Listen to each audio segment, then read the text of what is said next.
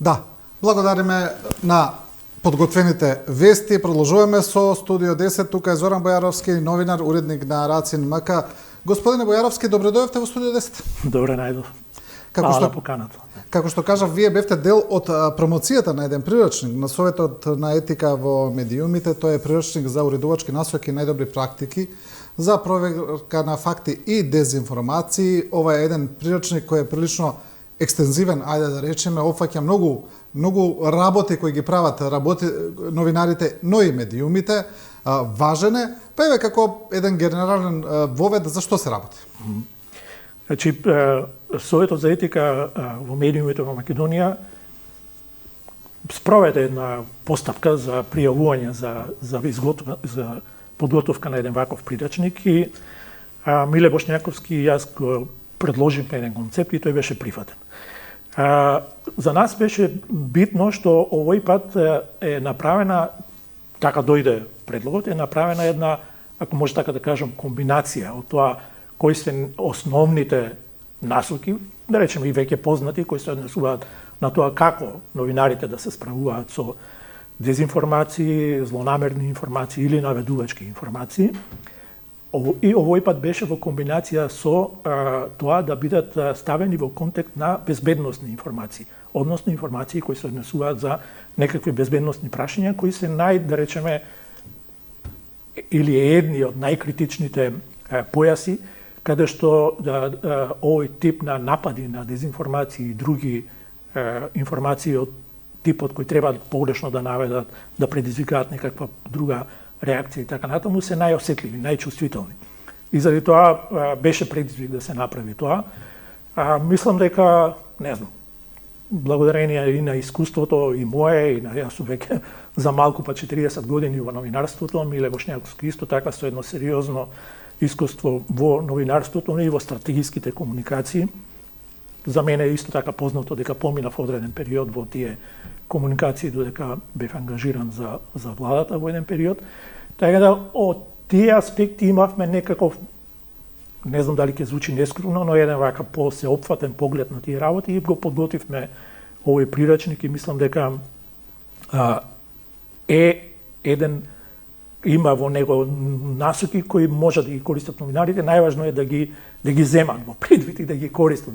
Знаете како не би било добро да остане само како проект кој бил реализиран и кој така завршил како книга, го има и во електронска форма, но таму внатре има информации кои можат секојдневно да им користат на новинарите, па дури и на пошироката публика за да препознаат дезинформации, да знаат како да се справат со нив, да знаат како да ги дебанкираат или да ги разобличат, како што тоа обично се вели, и да им ги понудат вистинските информации на публиката на медиуми. Да, тие безбедносни информации се или дезинформации се сега прилично актуелни, особено со војната во Украина, со ова што се случува на Блискиот Исток со Израел. Гледаме дека тоа влијае и кај нас и тоа многу, можеме најмногу да го видиме на социјалните мрежи.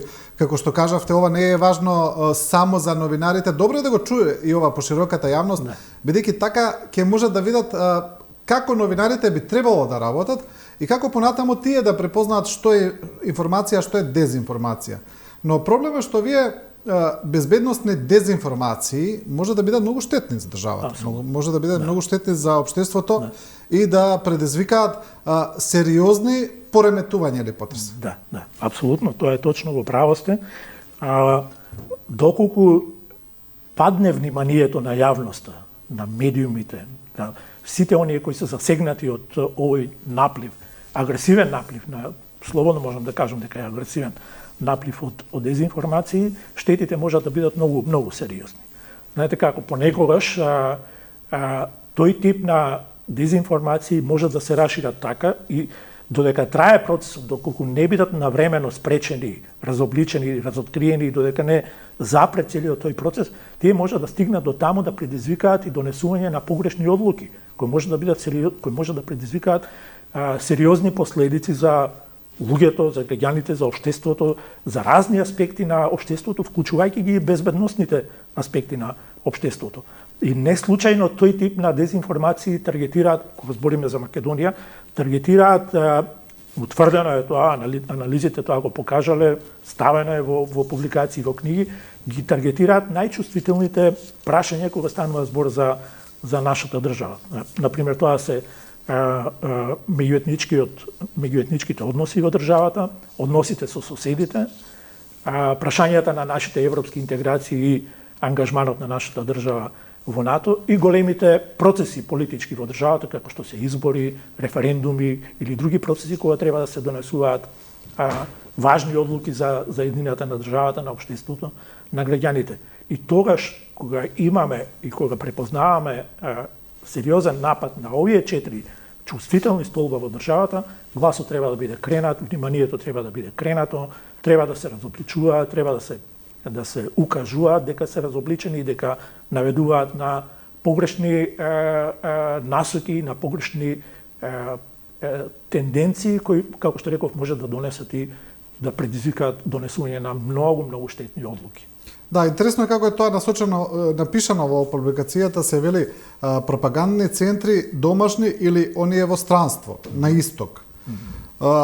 Кога зборуваме за идентификација на изворите од каде доаѓаат тие пропаганди, ајде да речеме, или дезинформација, вие кажавте точките, но интересно е што ова се совпаѓа со една теза која сега се врти во јавноста, која е политизирана, тоа е тезата за дестабилизација на државата. Нема да навлегуваме во тие дневно политички прашања, но сепак ова е факт. Доколку се таргетираат овие 4 клучни точки кои вие ги наведовте, тоа дефинитивно гледаме дека тоа е обид за дестабилизација на државата, бидејќи најлесно е во едно кревко мултиетничко општество како што е Македонија да го направите тоа така, нели?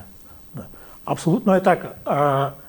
Да, како што рековме, нема да навлегуваме во позадината на тие информации, политичката позадина на оние што ги афирмираат и што ги истакнуваат. Ќе спомнам само тоа дека ова особено беше нагласувано со самиот почеток на изборот на новата влада и беше во неколку наврати, во повеќе наврати укажувано на тоа дека, не знам, на есен или следи некој одреден период, одредена дестабилизација на земјата и се совпаѓа со она што го кажал претходно, дека таа дестабилизација ќе биде предизвикана од аспект на меѓуетничките односи. Тоа е една од точките.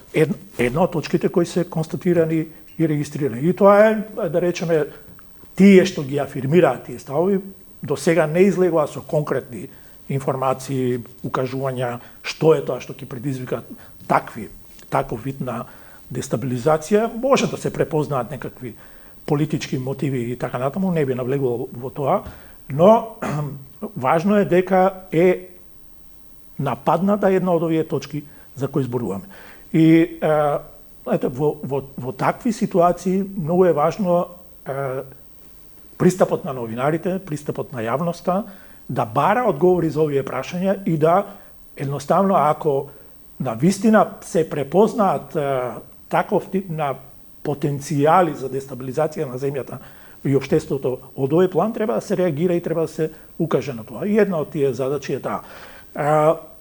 Бидејќи се бавам не само со новинарство и тоа што го правам во моето секојдневие и со дезинформациите, вклучувајќи го и тоа што тој тип на мој ангажман е вклучен и преточен во овој прирачник, јас лично не можам да кажам, не сум препознал до сега дека можам да видам некакви контури кои би навестиле нешто такво.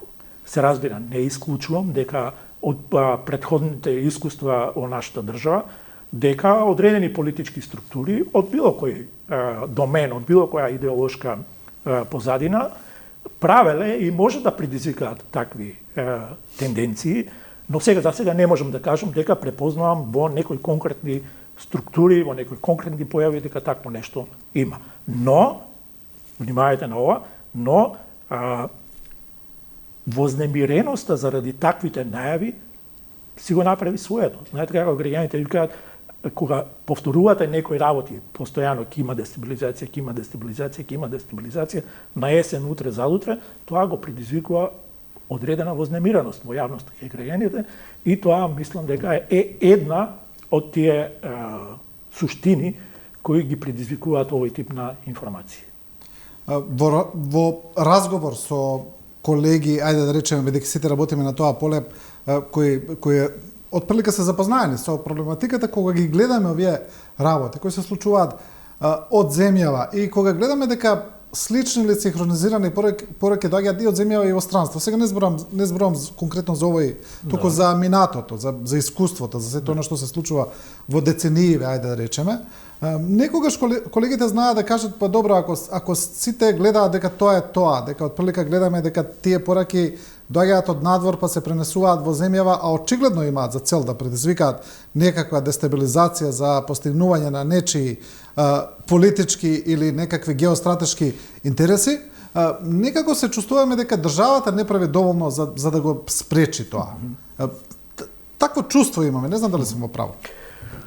Па, да, веројатно. Особено кога е очигледно. Веројатно, на ниво на перцепција веројатно е така, затоа што прво што ќе помисли, не знам, еден просечен граѓанин или кој ќе биде, да речеме, изложен на овој тип на информации, дека има закани од дезинформација, има закани по одредени столбови битни за општеството, тој очекува, првата реакција очекува да биде одбранет од таа работа. И првиот одговор на кој помислува просечниот граѓанин е дека државата ништо не прави во таа смисла. Но тоа не е конечниот одговор на тоа прашање, бидејќи јас можам дури и да тврдам дека што и да направи државата во времето во кое живееме деноска, кога вие сте практично на сцена во која протокот на информациите практично е неограничен, невозможен да го запрете и така натаму, било кој тип на сега ќе зборувам, ќе навлезем и во еден дел на некакви демократски принципи за тоа да заштитите нечија безбедност, било која постапка која ќе личи дека го попречува правото на слободниот проток на информации, на слободниот начин на изразување и така натаму, ќе се препознае како репресивна мерка. И тоа владите кои се соочуваат со овие прашања, веројатно е една од причините поради која, да речеме, не можат, иако е тоа и технички невозможно, да го затворат интернет или да предизвикаат таков тип на одбрана и на реакција, се чувствителни баш од овие прашања за да не бидат оценети како авторитарни, диктаторски и така натаму. Има такви искуства, познати се, дека таму каде што на тој начин се направени тие интервенции, тие блокади, тие заштити, да ги речеме и така, заштита од дезинформациите на тој начин, говори за една свест која на тој тип на агресии одговара со агресија, односно со репресија, да ги запре на тој начин. Веројатно не звучи, како сега додека го зборувам ова, веројатно не звучи доволно убедливо, но тоа е начинот и она што останува е постојаната, континуирана едукација, подготовка, развивање на капацитетите на новинарите, на граѓаните, да бидат обучени, да бидат запознаени, да бидат информирани, да знаат да ги препознаваат дезинформациите. Тоа е мачна, тоа е долгорочна, тоа е континуирана борба, ја и на промоцијата на прирачникот реков, тоа е борба која никогаш нема да престане. Ја не знам дали некој може да ми каже дека во еден момент заради тие и тие причини борбата со дезинформациите ќе заврши во полза на демократијата и во ползата на апсолутно тоа е невозможно да се направи така и единственото што останува е ова за кое зборувам, постојана едукација, јакнење на капацитетите на новинарите, разобличување постојано, практично тоа да стане еден вид на секојдневие во медиумите, ако дури ја би можел да отидам и чекор понатаму и би кажал дека, иако во книгата тоа го имаме кажано, во повеќе наврати сум го зборувал, мислам дека медиумите во Македонија мора да бидат екипирани со, иако е тоа пак ќе рече некој заради економската ситуација во која се наоѓаат, со оделенија каде што ќе работат луѓе кои ќе ги проверуваат фактите, кои ќе ги проверуваат информациите пред тие да бидат пуштени во јавност. Да, тоа личи како една долгорочна, скапа борба, но тоа е според мене единственото решение. Тоа е како на некој начин како на некакви лектори на вистината, ајде да речеме, или лектори на реалност. Така е. Така би било. Да, тоа е добар пример. Ако да речеме со законот за македонскиот јазик се утврди дека медиумите ќе треба да вработуваат лектори заради правилниот македонски јазик кој во етерот, Истото тоа важи и за овој тип. Значи, ќе треба некои редакции кај нас имаат, се уште е тоа многу малку, само на прсти може да се избраат, но тоа е еден од начините да се справиме со дезинформациите. И од друга страна зборува за профилот на медиумот. Знаете како, кога ќе кажете во импресумот или во описот на медиумот, дека овој медиум на тој и тој начин се справува со информациите, има тим кој го прави тоа и така натаму, тоа зборува многу за свесноста, за профилот на медиумот кој ги препознава овие закани и кој презел мерки со тие закани да се справува. И тоа се разбира понатаму сега, да не идеализирам премногу, но понатаму е мотивација, поттик и другите да го прават тоа. Да, кога зборуваме за капацитетите на медиумите или на новинарите, ајде да речеме, тогаш прашањето е, имаме, колку мислите дека самите новинари се, ајде да речеме, обучени или подготвени да ги препознаат пред дезинформациите или злонамерните информации, како што е наведено во прирачникот, има мисинформации, дезинформации, злонамерни информации. Колку се самите новинари обучени кај нас да ги препознаат? Бидејќи мислам дека тука имаме една прилично голема слабост. Да, знаете како, под притисокот на секојдневието, под притисокот постојано да бидете во тек со најновите информации, да бидете, не знам, да се појавите на агрегаторот како медиум кој има информации за некои прашања, под притисокот да се борите за публиката, под притисокот да имате ексклузивни информации и така натаму, тој притисок не е соодветно заштитен со овој тип на капацитети за кои зборуваме. И со тоа ние имаме ситуации дека се уште ни се провлекуваат информации и се уште имаме појава на информации кои се практично дезинформации и кои, не знам, по-стручните луѓе можат да ги препознаат. Но за да бидам по-конкретен на вашето прашање, мислам дека кога е во прашање, еве да почнеме од образованието на новинарите. Кога е во ја не знам, не сум, еве тоа е и добра тема која можеби треба да се истражи. Јас не сум сигурен дека во постоечките факултети, школи и така натаму за новинарство или на некој сродни каде што може да се изучува новинарството, има предмет кој ги покрива овој тип на вештини за разобличување и за разоткривање на дезинформации. Тоа, мислам, треба да стане редовен предмет на тие факултети. Тоа сега кој ќе се преслика во новинарската пракса, ќе резултира со овој тип на, она што го спомневме, факт-чекери во медиумите, но она, уште по-конкретно како одговор на вашето прашање, е дека самите новинари, бидејќи новинарството е професија која заради брзината на промените на самата професија, бара и со исто таква брзина да се менуваат и новинарите, да ги препознаваат тие трендови, да се обучуваат самите себе си, да бидат вешти во справувањето со тие медови, и таа долгорочно учење на новинарите е еден суштински параметар кој ќе им помогне да се справуваат со овие информации. И да, тоа е нешто што предпоставува некаква идеална ситуација во која тоа новинарите треба да го прават, но од друга страна имаме ситуации кога имаме, ќе видиме многу често во медиумите, во информациите, содржини кои не одговараат на вистината. Ако ми дозволите, само да ви кажам еден пример, кој се однесува токму на тоа. Еден скорешен пример. Пред, не знам, недела дена или 10 дена, кога беше актуелна темата за коридорите, 8-цата, 10-ката и така натаму, во медиумите се појави една информација која велеше дека Србија го спречила мрачното сценарио за коридорот кој за Србија го предпоставува коридорот 8. Беше пренесено како изјава нечија. За сметка на коридорот 10. Вештите новинари, кога ќе прочитаат една таква информација, прво што треба кога ќе го развијат тој инстинкт за препознавање на дезинформации, треба да препознаат дека тоа не е некоја вообичаена и логична, не е вообичаен и логичен речник на политичарите. Многу ретко ќе сретнете политичари кои ќе употребат тој тип на мрачен, на спречување, дури имаше и медиуми кои го употребуваат зборот ликвидирање на коридорот 8 и така натаму. И кога тоа ќе го инстинктот на новинарот ќе се соочи со тие зборови и ќе се чекајме од овој вортинг, овој избор на зборови сомнителен. И кога ќе тргнете да го истражувате тоа, ќе видите дека тоа бара малце ангажман и бара работа, бара да речеме ќе ве одвлече од тоа веднаш да ја пласирате веста таква како што ја читате. Ќе ви земе некој 30 на 40 минути, можда саат време, но кога ќе го проверите сето тоа ќе испорачате точна вест.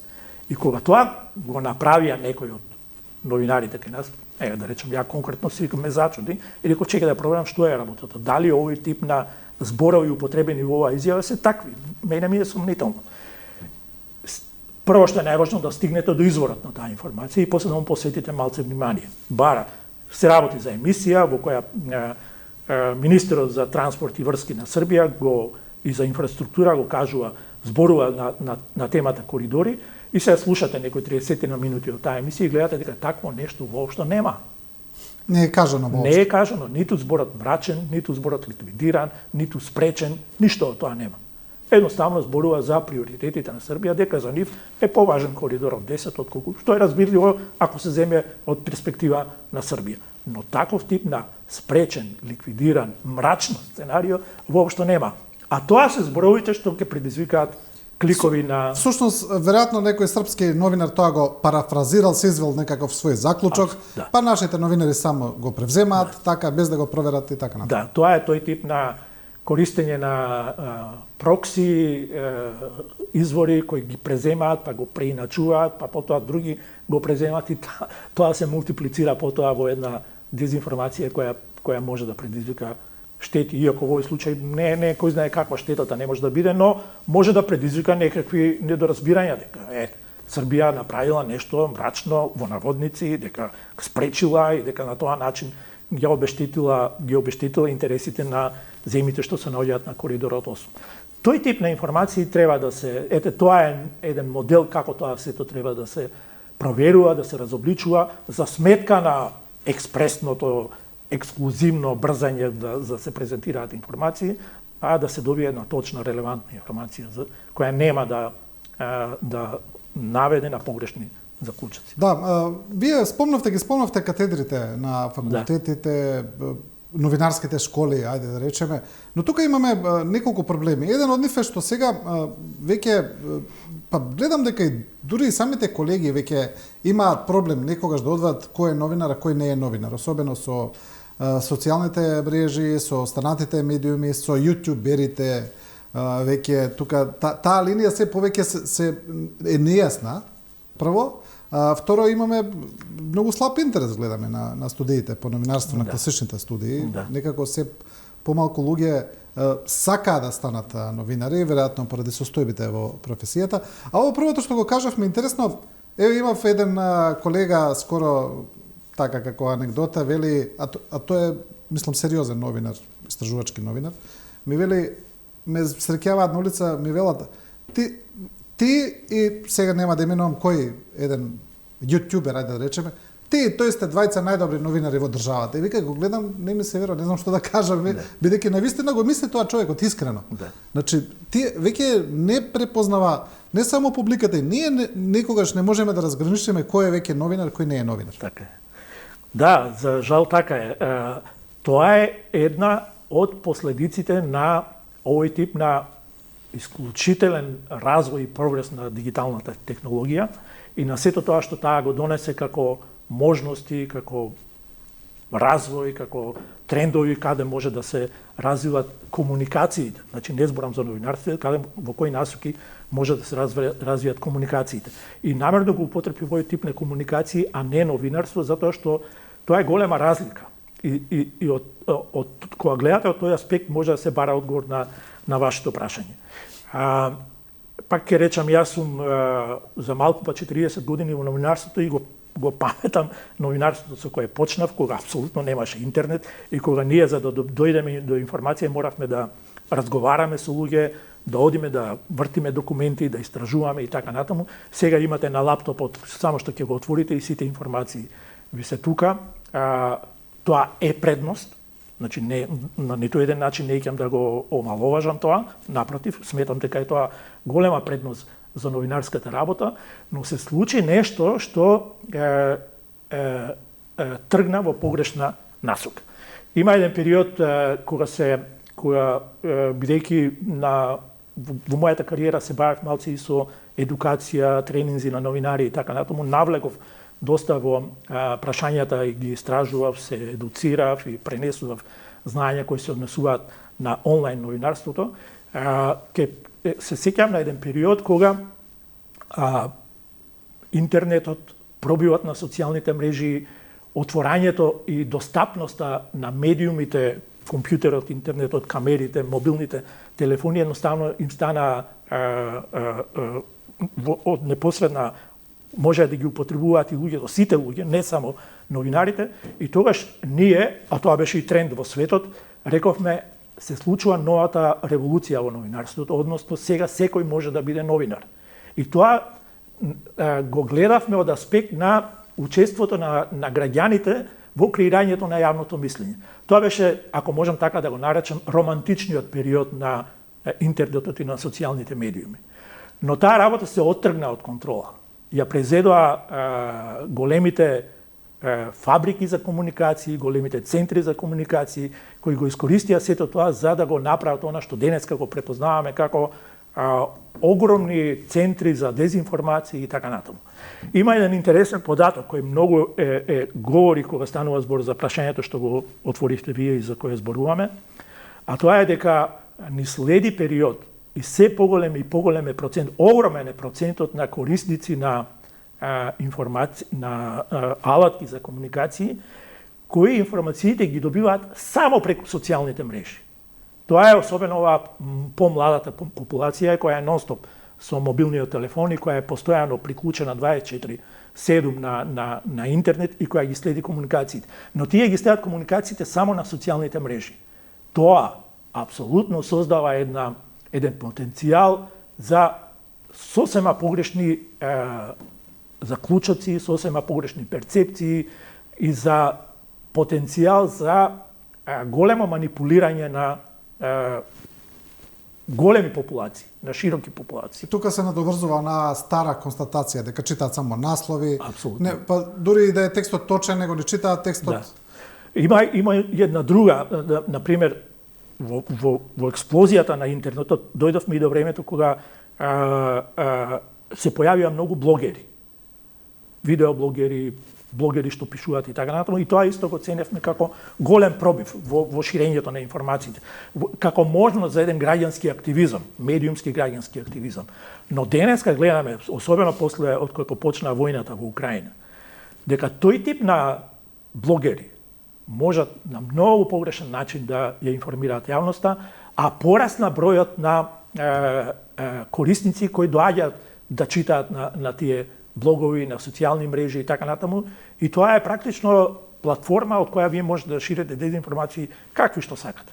Гледаме дека, да, ја спомнавте Украина, интересно е што сега тие како што ги нарекуваат мил блогери, војни блогери кои најчесто објавуваат на Телеграм, можеби се и главен извор на информација на теренот. Тоа е прилично интересно како феномен. Да, сега тоа доаѓаме до моментот кога под прашање се ставаат традиционалните медиуми, медиумите кои од секогаш биле препознавани како доверливи, како објективни, како извори кои апсолутно можете да ги земете информациите што доаѓаат од таму како сигурни, како безбедни, кои нема да наштетат, кои не се дезинформации и така натаму.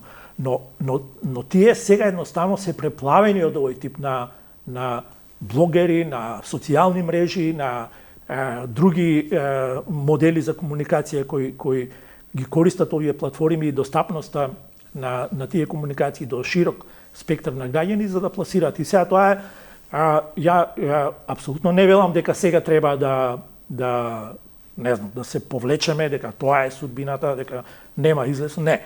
Она што го зборевме на почетокот, сега и овие традиционални медиуми треба да почнат, или веќе, не само што треба да почнат, туку веќе почнале и да го прават тоа и да го своите информации да ги пласираат на социјалните мрежи. Тој тип на воспоставување на една синергија, на на едно поврзување на големите медиуми во традиционални формати со сето она што го нуди како опција интернетот, социјалните мрежи и така натаму, е иднината на објективните информации. Тоа е иднината и на дезинформациите, но тоа е таа борба за која велам дека никогаш нема да престане и ќе бидеме едноставно учесници на едната или на другата страна. Тоа е. Да. На нас е да одбереме вистинската страна, Така е. страната на вистината, на точноста. Бојаровски, ви благодарам. Се надевам дека со овој разговор баре малку придонесовме за работите малку да скренат во вистинска насока. Да, се надевам и јас. Благодарам на поканата. Тоа е, треба да им укажуваме на новинарите, на колегите, на граѓаните дека треба да внимаваат. Да. Благодарам уште еднаш Зоран Бојаровски, уредник на Рацин МК. Ви благодарам, продолжуваме со репортажата која најавивме, тежок и трнлив живот за семејството Ходик од Скопската општина Бутел. Сиромаштија и болестите се надвиснале над ова сиромашно семејство. Да ја видиме репортажата на колегата Зоран Димовски.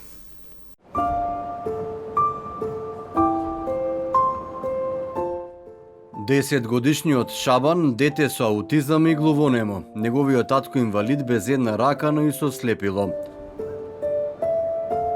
Семејството Ходик со години минувани с тешки маки, здравствени, но и материјални. Телевизија 24 во посета на ова социјално семејство. Добро дојдовте кај нас. Така. Господ ве досел баш во право место што се вика баш кај најбедните, најсиромасните луѓе. Јас сум со хендикеп, како што гледате, раката ја неам, очите слеп сум, еве дај ги документите. Бев ме онесе исто во Париз да се оперисам, најдобри доктори хирурзи ковеги, ама ништо не успеле, нервен систем е изгаснат, така да сум слеп, еве и оздражението дека сум хендикепиран од Дали Џамбас.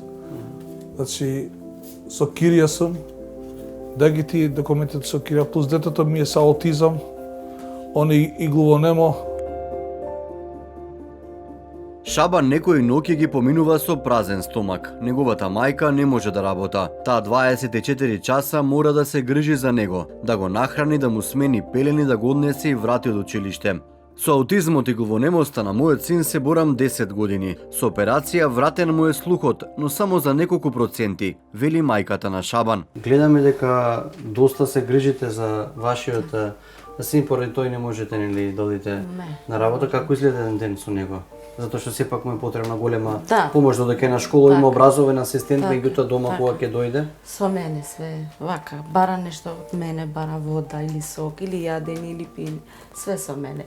Или кога оди на веце со мене, све со мене тоа е. Кога бере нашто вака нешто да се облече, нешто, вика, дај ми ти, вика мене, да облечам, вика јас. Сама не се облече. Ако не му дава. Ја го облечам. Ја, што гледа она, ама не ги разбира тие некои работи што знае он. Да. Меѓутоа јазикот на глувонемите 20 Јас само го научив тој јазикот негово. Така. Господ ми даде да го научам од зор. Да. Од зор. И тоа. Претходно тој имал 100% оштетување на слухот, меѓутоа имал операционен зафат, зашто точно станува збор? Па зашто глувонем, така се породил таму, у Германија беше он. Како бева зло? Да, зланти бевме ние и таму се породи, ама така, кога не каже тие германците, вика, он не слуша, и ние не прв, тоа не Плаче, да. После дојдевме тука на Македонија, и тие викат, Има вика и таму вика. да, и тие викат, може, вика, овде, така е, вика, вистина, што му каже, вика, и германците, вика, точно е вистина, вика, не слуша, вика, 100% или не знам што му каже.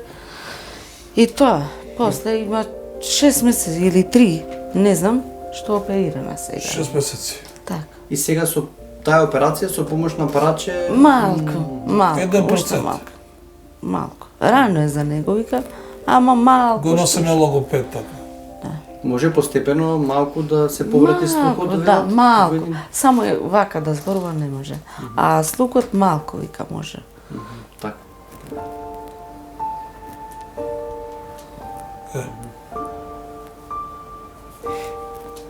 Како му е на училиште? Има Добро. образовен асистент? Да, има. Емилија, Емилија и ој асистентот, Лјупчо. Лјупчето.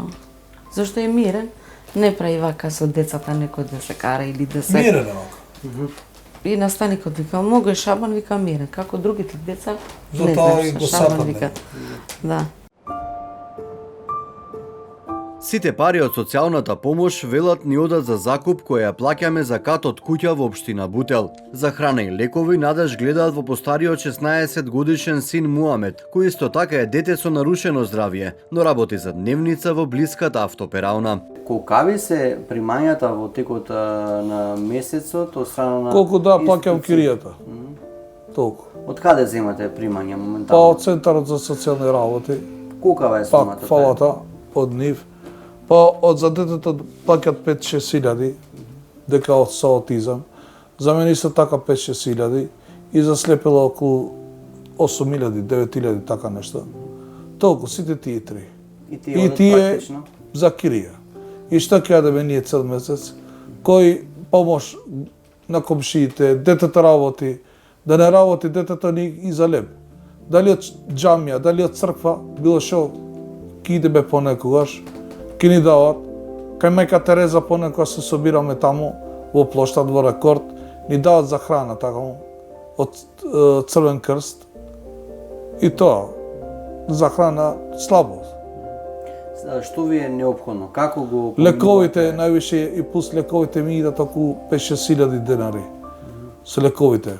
Он што се вика аутизам малце има, а плюс сега има и реума. На ладно време иде со ВАП, со тие ги пере колите ги пере. Во автоперална Ладно е, работа. во автоперална работи. Што не е издржливо тоа на зимско време. Што се вика Господ не чува.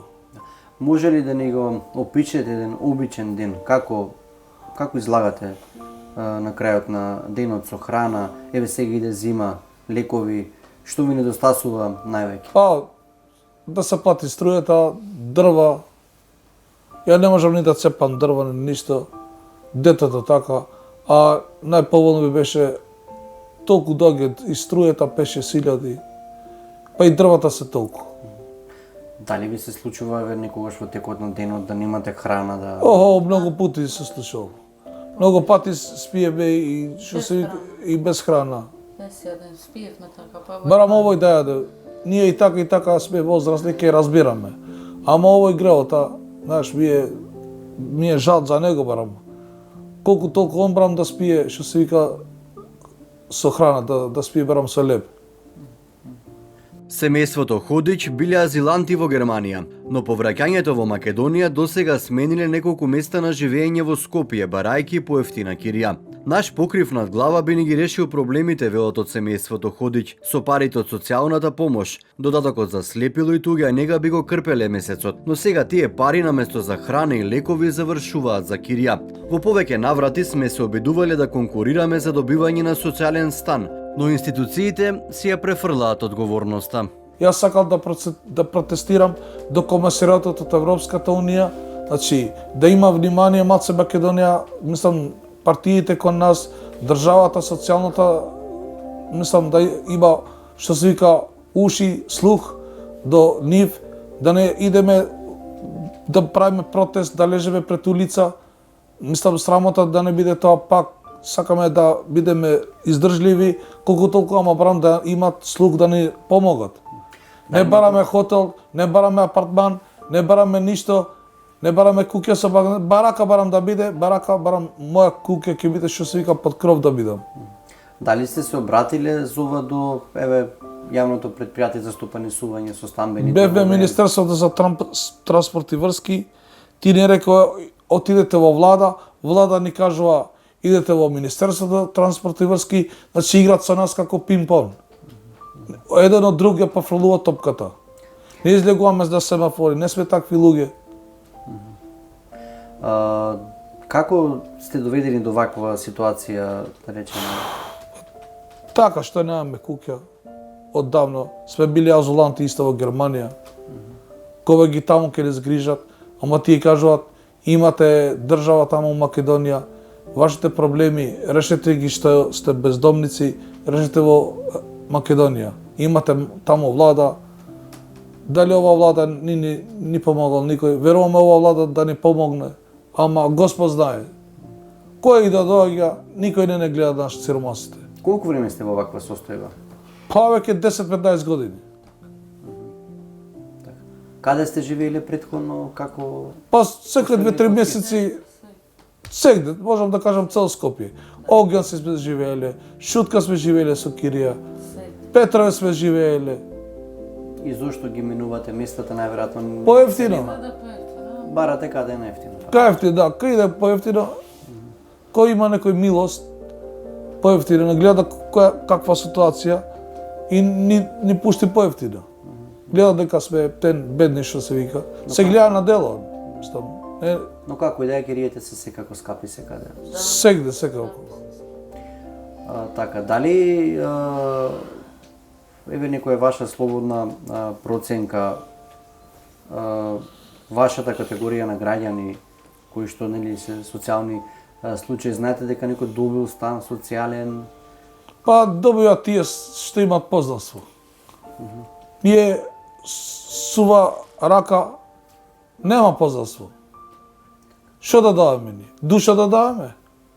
Нема што да даваме, ми затоа остануваме вака.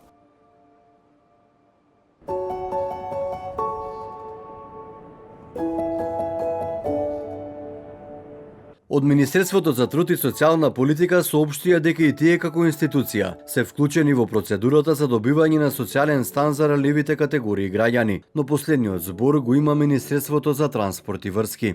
Барања за добивање социјален стан се поднесуваат во Министерството за транспорт и врски и во владата на Република Северна Македонија, каде има посебна комисија.